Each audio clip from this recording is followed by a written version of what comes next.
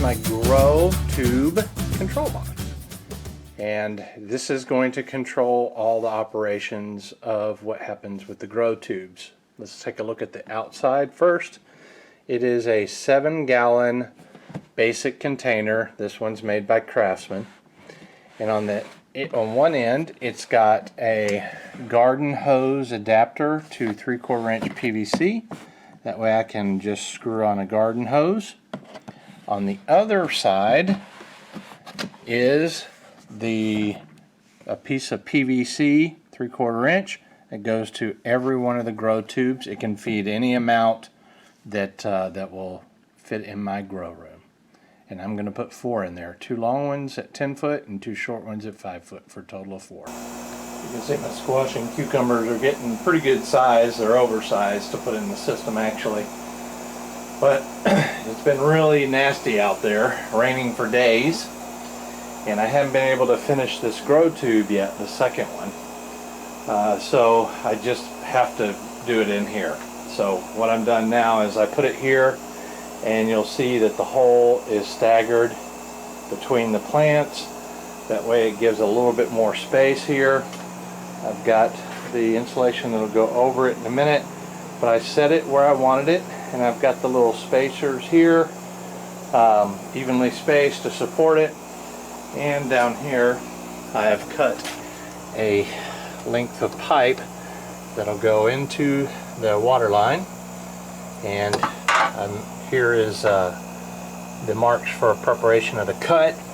Once I cut into it, the water is going to start trying to drain back out of it. This is not high enough to get this pan. This is an old pan that they use for, well, all kinds of things, but it's too tall to get underneath there. So I'm just going to have to time it, and I've got this side shut off over there at the valve, so I shouldn't get a lot of leaking coming from the control box. So the leaking is going to come from this one. So I'm going to have to make 2 quick cuts. I'll set this in place here, and then I'll slip this on, and hopefully I won't lose a lot of water. As soon as I set it in place, this is automatically going to start filling from this pipe, and then I'll open the valve over there, and it'll start filling from the control box, which is fed by the 55-gallon drum outside of the grow room here. So that's what I'm going to do. I'm going to make these cuts and get started. Then after that, I'll finish up the work here so I can get these into the system. We're getting there. All these on the front here have the clips for plant stakes. See the cutout on the end, I left it open for you so you can see how much bigger it is than the 1-inch net cup for getting the roots out. So I've got 2 peppers out of the 5 here. I picked the best 2. These are going to become my backups. I don't have a whole lot of space in here. I'd love to grow all 5, but I'm not. I've got squash and other priorities. I've got the plant stakes in, and they're, you can see down the bottom, they're secured not only by this clip, but also by this piece here that came out of my old water culture bed, and I just repurposed it. I drilled a hole in it to fit the plant stake, and on the bottom I put what's called butyl tape. The butyl tape kind of is a tacky surface that just keeps it from moving around and helps stabilize it from sliding sideways. Behind each one of these clips is also a piece of butyl tape, and what that does is it helps keep this from turning from plant weight. So between the 2, that should be a pretty hardy stake, and when not in use, obviously this is what it looks like. I've got a squash that I want to put in this location. You can see that it's grown a lot of roots. It's tried to grow down, it didn't try, it did grow down into the nutrient. I waterlogged these ahead of time so they get used to being saturated and not have as much shock when they go into water culture here. So what I need to do now is take this outside and try to rinse it with the hose, remove it from the pot without damaging too much of the roots. This is what I was able to recover from the pot. There was some breakage. I don't know how much of this part down here was broken off up higher, so I don't know how much I'm going to lose, and I don't know how much shock this is going to go in, but ideally I would not have waited so long. It's just sometimes it happens. We'll see if it goes into shock and if it recovers. Yeah, it's the next day, probably about 16 hours later.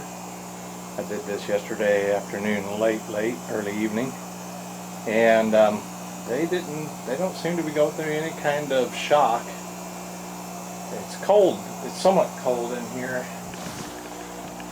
64 degrees, and it's been like that for many days. The high today outside is 39, but it's enough to keep them alive and potentially grow slowly until some warm weather comes in. So it's just part of growing in the winter. And this is the control box, and this is where the magic happens. You'll see in the control box that there is a valve here, float valve, and it is letting nutrient water from the 55-gallon tank into this little control box reservoir. Whenever it gets to the appropriate height here, it'll shut the water off, and that'll be the level that goes to all the grow tubes, because it'll come in through here, back into here, up, and through this way. Right now I have a shut-off valve right here. It's turned off, and it'll go to all the grow tubes over here. I'll show you in just a minute what they look like. And once it fills like that, it'll stop, like I said. It can't come back out this way because I have a valve that is a fill and drain valve. If I open this up, it'll come back out this way. So it's blocked here. So everything that comes into here has to go into all the grow tubes via that valve there. That valve also is a, I'm a little winded, sorry, is a air valve. It controls the air bubbles to all the grow tubes. And so if I valve this completely off, which wouldn't be a good thing for filling, but if I valved it completely off, full blast air would go through here, and because it's blocked off over here, it'll go into all the grow tubes, and I'll show you what that looks like here in a minute. And so the valve here controls not only how much water and nutrient water goes in and out through this tank here, the control valve reservoir, but it also controls the amount of bubbles. And so right now I have it partially open, and that'll blow air out. I'll show you what that looks like here in a minute. And it also allow air into all the grow tubes to provide the oxygen needed. All right, I'm going to turn the timer on for a few minutes for this demonstration. 3. And I'll start it. You can hear the bubbles going. I've also turned that valve on. Let's see what it looks like in here.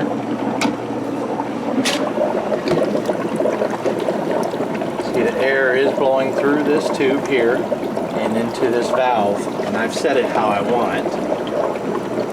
And you can see it's not coming out down here.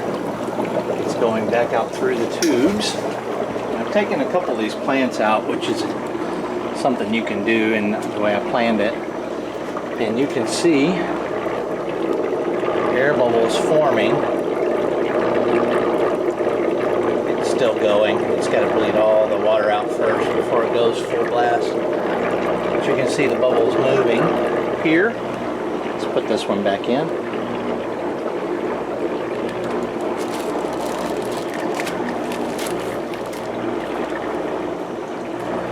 And I'll carry around here since we're looking. I'll let you see what everything looks like now.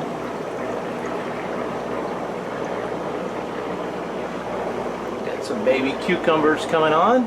Those are parthenocarpic. They don't have to be pollinated. Got some of my squash breeding here. my tomatoes, more squash going over here. Just pollinated that baby today. A couple peppers. And now you can see the bubbles are going pretty good in this little tomato plant here, which I will also put back right quick. There. So that's it. That's how it's going to grow. Everything's in place now. It's a not so complicated, I don't think, form of water culture, and it comes from the lessons I learned from growing the larger water culture both in the greenhouse and in here last year, and my microgreen grows. So if you have any questions, let me know. This is Brent, you guys. We'll see you later.